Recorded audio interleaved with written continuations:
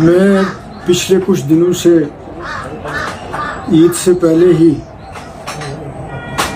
مجھے بخار تھا، تو میں نے پہلے ٹیسٹ کروایا تو ڈاکٹروں کو لگا کہ مجھے جانڈس کی تکلیف ہے، تو پھر مجھے انہوں نے کمپلیٹ ریسٹ کے لیے کہا، وہ ریسٹ بھی ہو نہیں سکا، تو انہوں نے کہا کہ نہیں، اگر یہ ہو تو یہ بڑھے تو پھر آپ کو 2-3 ہفتے ریسٹ کرنا پڑے گا۔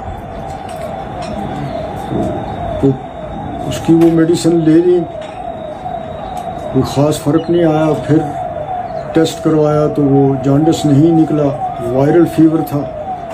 تو پچھلے کئی دنوں سے جو مجھے یہاں ملنے بھی آتے رہے، تو ان کو بھی میں نے کہا یار میری اگر ایسی سچویشن ہو تو میرے لیے کمپین کرنا بھی مشکل ہے، الیکشن لڑنا بھی مشکل ہے۔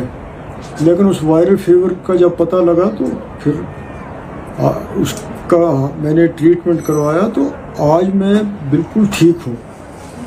تو اس حوالے سے جو یہ ساری ریومرس پھیلائی گئیں یا پھیل گئیں، تو ایسا کوئی معاملہ نہیں تھا کہ مجھے الیکشن نہیں لڑنا ہے یا کچھ ہے۔ مجھے اگر صحت خراب رہتی میری اسی طریقے سے تو میں ڈیفینیٹلی کہتا کہ ان کو کہ آپ الٹرنیٹیو کینڈیڈیٹ تلاش کر لیجئے یا کچھ بھی، لیکن اب میں نے کل سے میں بہتر ہوں۔